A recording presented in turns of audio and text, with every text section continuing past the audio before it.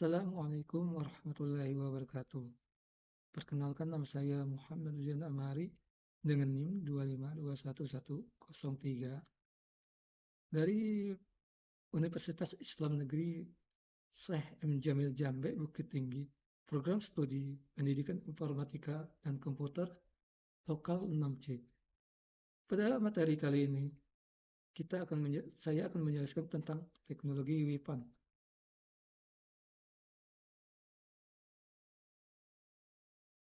Pada materi kali ini, saya akan membagi dalam 3 sebab.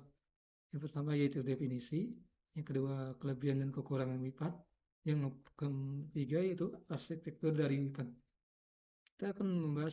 Yang pertama kita akan membahas tentang definisinya terlebih dahulu. WIPAN ini atau Wireless Personal Area Network adalah jaringan nirkabel pribadi, milik pribadi.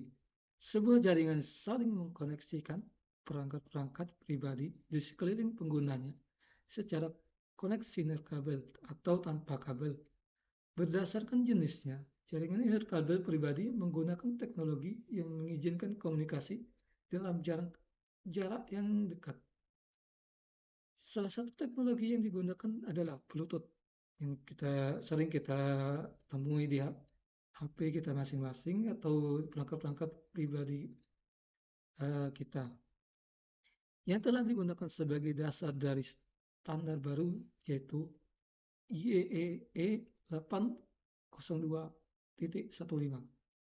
Konsep kunci dari teknologi WIPAN adalah menghubungkan. Konsepnya adalah menghubungkan. Di dalam skenario-nya, ketika terdapat dua perangkat WIPAN yang berada dalam jarak yang dekat, dalam arti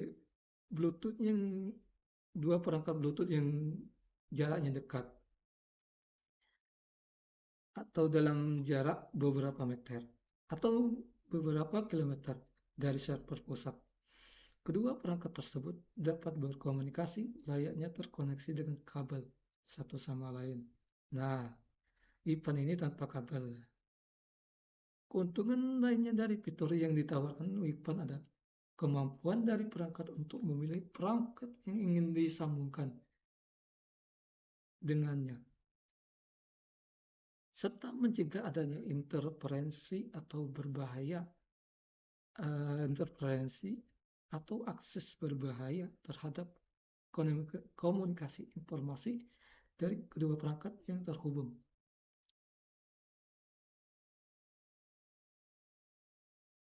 Nah, dari fitur yang ditawarkan ini itu disebutkan bahwa kemampuan dari perangkat untuk memilih perangkat yang ingin disambungkan, seperti halnya pada Bluetooth, kita bisa memilih ingin menghubungkan dengan Bluetooth lain atau tidak.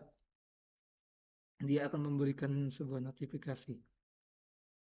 Yang kedua adalah sebab kedua yaitu plus dan minus atau kelebihan dan kekurangan dari WIPAN. Kelebihan dan kekurangan WIPAN. Yang pertama yaitu kita akan membahas tentang kelebihannya.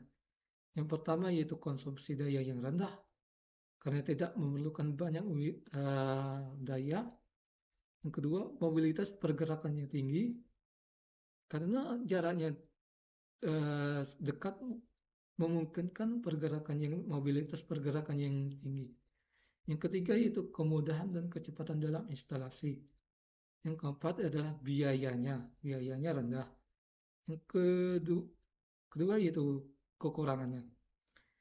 Kekurangan dari WIPAN ini yang pertama yaitu jarak jangkauannya pendek.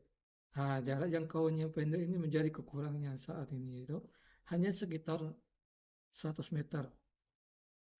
Kalau lebih dari 100 meter dia akan terputus. Yang kedua yaitu kekurangannya data rendah dari IEEE. IEEE ini adalah organisasi yang mengatur tentang teknologi WIPAN. Nah, kita telah membahas tentang kelebihan dan kekurangan dari WIPAN atau Wireless Personal Area Networks. Materi ketiga yaitu tentang arsitektur. Ini gambaran dari arsitektur dari WIPAN atau personal area network. Arsitektur IPAN ini terdiri dari penerima frekuensi radio yang merupakan pengontrol level bawah yang berada pada lapisan fisik. Nah, di bawah data link layer ini ada namanya data lapisan fisik atau physical layer. Kemudian di atasnya ada lapisan data link atau data link layer yang terdapat di dalamnya terdapat sebuah lapisan MAC yang selain berfungsi untuk menghubungkan dengan lapisan fisik, juga untuk mengkonfigurasi jaringan. Lapisan di atas dari data link layer ini adalah network layer atau routing yang berfungsi untuk mencari jalan untuk pengirim data atau MISC routing. Lapisan paling atas dari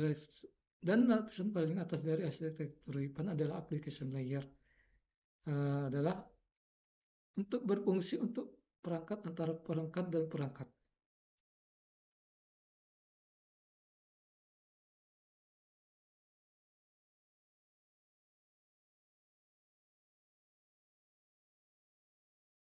Cukup sekian materi dari saya. Jika ada salah, saya mohon maaf. Wabillahi taufiq wal hidayah. Assalamualaikum warahmatullahi wabarakatuh.